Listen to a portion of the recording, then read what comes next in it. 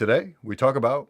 It's one of those spots that's in a tough part of town for comedy. I was going to say, yeah, stand up New York. Although I went on a night where it was packed, but like in general, I haven't gotten a sense that they do as well as far as like drawing crowds all the Broadway time. or stand up? Both. Actually, Okay. Broadway I never went for a show. Stand up Right. New York I went for a few shows actually. Stand up's a good spot though. They may not get the crowds, but they have It's a good spot. I'm sorry, I've only been doing the Brooklyn mics. How's right. that? Yeah, how are the Manhattan? How's the Manhattan? It depends on where you go. Grizzly Pear. Shout out to the Grizzly Pear on McDougal Street. That's where I'm at most of the time. Yeah. The thing about Manhattan mics is that you have to.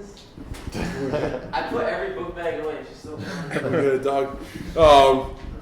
The Grizzly Pear is great. The problem with a lot of the Manhattan mics, not a problem, it's maybe a good thing, is you have to pay $5 Yeah. occasionally, which I don't really like to pay for play mics. That model like rubs me the wrong way as an old school person. Like you can get away not having to do that in Brooklyn a lot of the times, It's just farther and again, more like it's inconvenient. it's budgetary wise. Like, do I want to be? If I want to do 2 mics in a night, that's $10 right there. Plus, that can become an expensive night if you're having a beer or two there. So, Yeah. But I will say though, you can get some decent work out of it if you know how to use it and you're really trying to work jokes out and just get like cadences down. And It's nice to be able to go bop, bop, bop, different spots. But Yeah. Yeah. the worst the is lantern is over there too. going to. Yeah, I haven't done that for an open mic yet. But the thing I also hate, piggybacking off of your pay for play type model.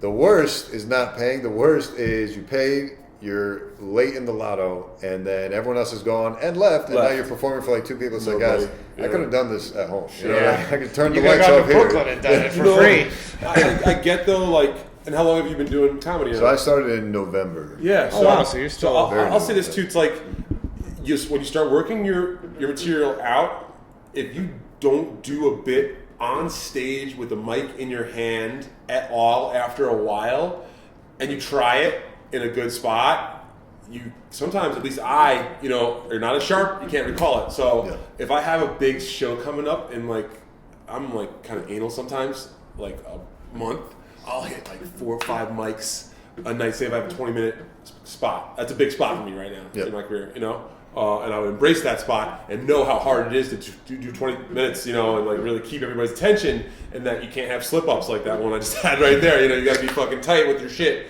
and know your punches and know your let it breathe, and know how to really hit them and bring them along, and also and then also like you can figure out where to stagger like things, and I'll go and try new shit out. And I do find that occasionally those shitty mics where there's nobody left, I honestly, I'm such a psychopath. I can just start pretending that people are there. So you're just using it. anyway, Yeah, so you're just using it like fuck whoever's here. It could be none of you here. I just want the microphone Warm and the up. sound system there so I can get used to just the rhythm. Well, yeah, and you'll find in Brooklyn, I've gone to a lot of mics, and you'll see comics that have done like late night spots. They'll be like on Colbert and stuff, and they'll go there, and you can tell they're just using it as like it's like them like writing a notepad almost. They're just like talking about their day. They're like, was that funny? Did that say something? Because they don't care. It's so low stakes. Yeah. Brooklyn mics I found are way more supportive.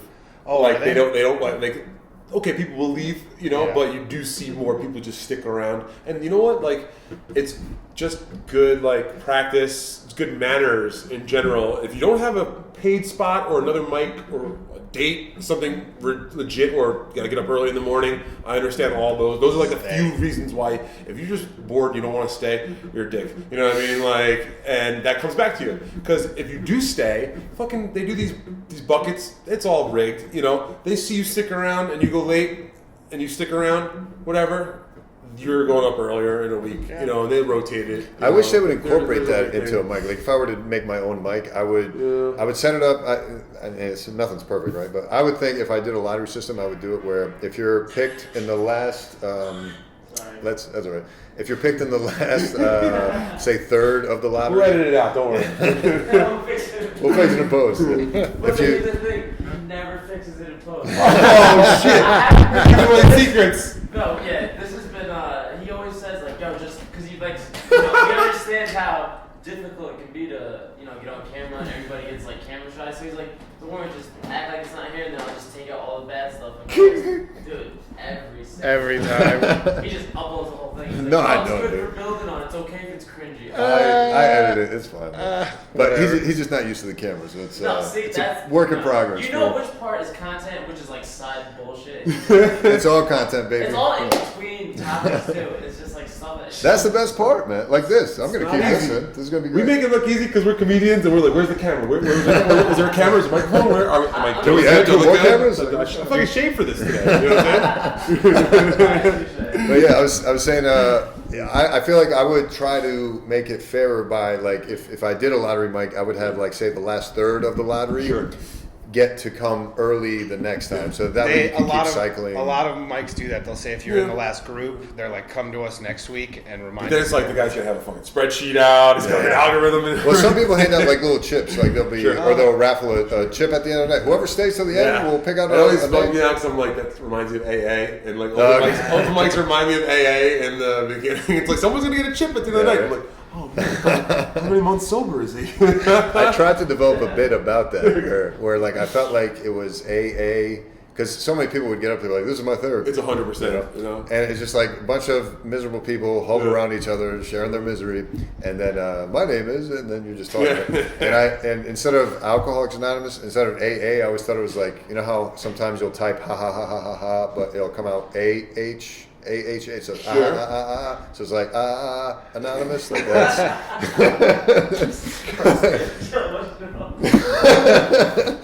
So yeah, that's anyway. I don't know what I was talking. Yeah, AA. Right? But yeah, that's. Can't give alcoholics dogs. That's the moral of it. But yeah, I don't know how else to fix these open mics, but I really should try to make it to more Brooklyn mics. I just haven't made the time. I've been trying. I did a black room last night. That was In crazy. Brooklyn? Yeah, in Yeah, Brooklyn. yeah. That was that. I have never. It was like I was an open mic. Well, I am an open mic, but I mean, like when you first start off, you know, and you're like just really nervous, and you're like, you know, it's gonna go bad, and you're like, just how bad is it? Was I was so yeah. I've got a lot of work. I was fortunate. Did a lot of work early on because again, it's just you can get what you can get out there. It seems like when you go to the outer boroughs or the farther reaches of the city, you don't have to pay. And I would do a lot of shows up in Harlem early on, and you learn real quick. You know that you got to be quick on your toes. You know what works up there. It may not necessarily work down. Well, no, that's actually usually a one-way street. If things work up there, it's almost guaranteed to work down in Midtown. But if something does work in Midtown, it's not guaranteed to work up in Harlem. Yeah. It's not a two-way street there. And I've seen that happen. I remember one of my first shows, I got invited to be on. It wasn't a mic up there. I saw some like decent Midtown comic who I respected, this chick, and she did all these like Midtown like Jewish jokes, you know, and like these people up in Harlem were like, I don't what get she's it. talking about? They had no idea what she was talking about. She was like, oh, I see. This isn't working. Like mid-set. And I'm like, oh, fuck. And I like just started immediately going to my notes. I'm like, okay, put that there. You know what I mean? Like, I feel, at least for me in those crowds, if I self-deprecate, which is something that I'll do a lot because it's a pretty easy it's shtick a to get go-to, around, you know? It's a classic shtick. Right off the bat, self-deprecation in those crowds especially, they're like, oh, all right. You know, Self-aware. He's a goof. Yeah. He's a fucking, he looks scary. You know, 'cause, like this doesn't work a lot of times in those crowds just from a superficial standpoint. okay, you know yeah, what I mean? fair enough. And not trying to say nothing, it's just how it is, you Yeah, know? yeah. But if you can kind of get them to ride along with you like any crowd, you know what I mean? That's So the you gotta key. get them to ride along the way. You know? That's the key. And then they'll take more chances with you, you know? But Yeah. that's fun. Man. It's good exercise. Oh yeah, I the fact that I was scared, I was like, I have to come back to these Yeah. rooms. Like I was like, it's gotta make Any me. in particular? I've heard about Mocha's. I heard that's like a real. Mocha's ball was buster. one. Essence, I guess, is another. I heard That, yeah. There's one at a fucking Red Red Lobster. Lobster, Yeah, that's yeah. what I heard about that on Monday. I I just was did. looking up. Really? Yeah, up on 125th Street. Yeah. Can I comment on that stereotype when I'm on stage there? Is that allowed? At that point, it's probably All I- accurate. No, You know what but I mean? I'll be honest, I do love their cheddar bay biscuits. Those For biscuits. sure. I actually, from what I hear, you just have to do clean material up there Oh, okay. because it's a Red Lobster. so. Yeah. Yeah, that makes sense. It's funny. corporate- Like a dirty fucking ass corporate restaurant wants you to do clean material. Yeah. It's like, clean up your goddamn bathrooms, Red Lobster. How What does is a red, corporate, right? how does a Red Lobster even allow that? I don't know. That's why I'm curious to get up there and try it one Convince time. them, so. condiment to it, you know? Yeah, man, corporate could not know Somebody about just that. loves Maybe, shrimp. maybe. Actually, yeah. You would think if it You was, would- they if- would make it like a. It's got to be a chain-wide thing. franchise thing, Yeah. and then like the owners like whatever, Yeah. fucking Yeah. go for Take it. a chance. his cousin does comedy who came to him. Yeah. Out in Brooklyn though, Pine Box Rock Went Shop. there once, Yeah, yeah. that's a fun one. That's Yeah. a 3-minute mic. You get that's another one too, where if you end up in the third round or something like that, it kind of the room deflates. But if you stick around, they'll kind of keep an eye out for you and get you on early next time. Yeah, I've so only kind got of make a one. regular thing out of it. They're cool like that. When is that? Wednesdays, 6:30. Shout out to Pine Box Rock Shop. It's either 6 or 6:30 on Wednesdays. They actually do one on Mondays as well out there. Free, short mic. But someone brought up a good point recently about it's like they do 3 minutes, you can limit 2 minutes. 3 minutes is actually, it's a difficult time for a lot of comedians because very rarely do you have a set that's only 3 minutes on an actual show. You're usually getting 5 at the very minimum, which is a shit set nowadays. Someone's just not even giving you your fair shake if they give you 5 on an actual show, I feel. Yeah. 8 is the fucking bare minimum they should be giving you.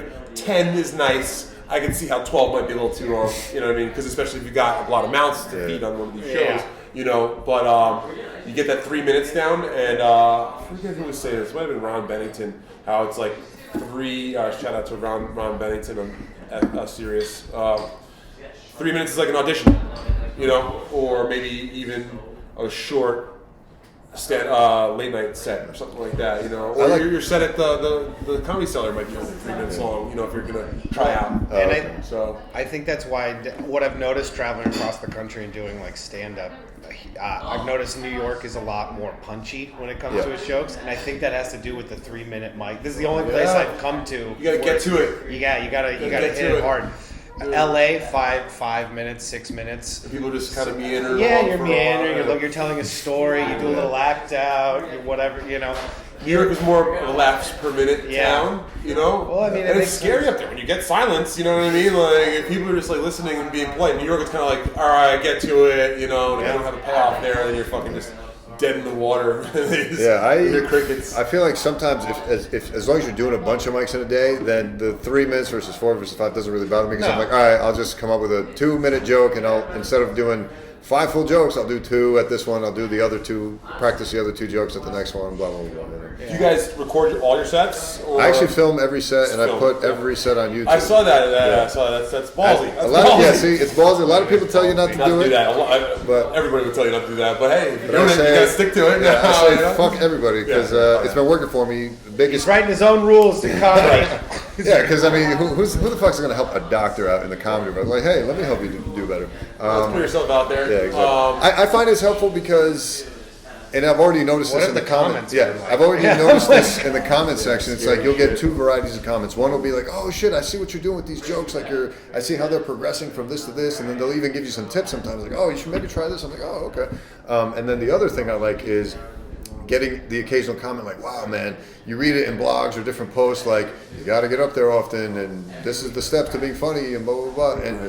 But when they visually can see like, "Holy shit, this guy took these jokes that sucked and now they're funny," or he said the same joke once and it bombed, and then he said it again and now it's killing, and they're visually able to see it, they're like, "Wow, this is inspiring." I Yeah, wanna it get should be that a work guy in to do it." progress. Do you guys do you write on stage at all ever between do you find stuff, riffs that can stick? Yeah, You know, that's been big for me. So Yeah. I mean, I don't know. I haven't seen you guys do stand up yet.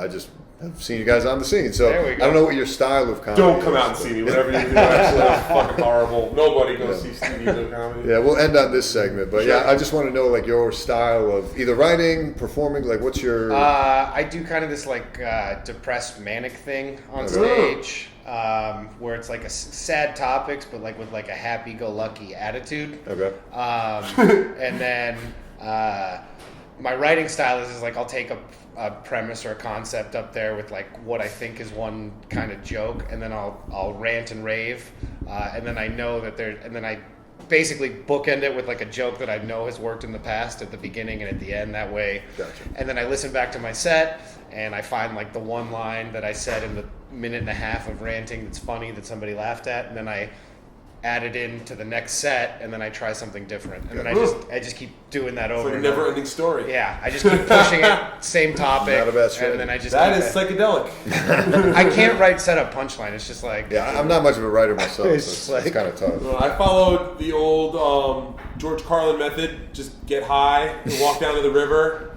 smoke some weed, just go down to the river and just try to write out funny concepts. and then try to like figure out backwards how to go set up punchline, you know, and then kind of stuck to constantly writing like kind of somewhat druggy, somewhat creepy, somewhat sexual, and somewhat goofy, you know. So those are like kind Stay of in your four, wheelhouse. you know. Well, it's tough. Exactly. If I do all four in an 8-minute set, that kind of doesn't make sense. So if I like strategically break up those 4 different personalities of mine in the right potion for that room, I feel like I've been doing, you know, a lot better now, because I used to always like try to be like that back of the room comic that wants to make all the comedians laugh, Right. you know. But then the fucking audience is kind of like, what the fuck? This guy just like said that, which I love. I'd rather get a what the fuck than like, you know, silence. You know, but he should be getting laughter and applause. Yeah, you know, yeah. so that's something that I've been trying to work on. Like guys like Kenny Warren over at the Grizzly Pear have been really cool. Guys like David Suarez, to shout out another guy who helped me get my start, always giving good feedback and criticism, even more of what you're doing wrong or what they feel you're doing wrong. You know, and sometimes I don't take criticism well, but when I have like the right someone who's spinning it to me like the right way, and someone I respect, I do listen, and they don't really kind of. Yeah, taking feedback's important, because if you're not willing to do that, you're not going to grow. So I always see those comics that like they'll blame the crowd, they'll blame the conditions, they'll blame whatever, but it's like Never the crowd, bro. It's you. It's you. You got to, and that's the toughest thing to hear, because if you're not willing to hear that feedback, you're not going to. For sure. But anyway, this was fun, guys. Thanks Hell for yeah, coming. man. Thank Had an you. absolute pleasure. Thank you for having absolutely. me. Plug your stuff one last time. Yeah, sure. I'm at Stevie Lew, STEVIELEW comedy. And are these coming out soon, or? I don't know. Yeah, I'm like way back. So I got a show coming up May 19th. Yeah, plug your shows, May 19th. It's a Sunday afternoon brunch. We have details coming out soon about that, but yeah, it is what it sounds like. It's gonna be a comedy show with a 420 friendly environment. And if you check out my Stevie Lew comedy on Instagram, I'll definitely have details about that soon. So you guys are invited. And I'm Ivan Bunster on Instagram. Follow me to see what it's like to live in a van in New York City. I'm on it, bro. And I'm at Ivan Buns on Twitter. IvanBunster. That's great. Ivan Buns, huh? Yeah. I got that one. All right, that's it. See you guys next time. Peace.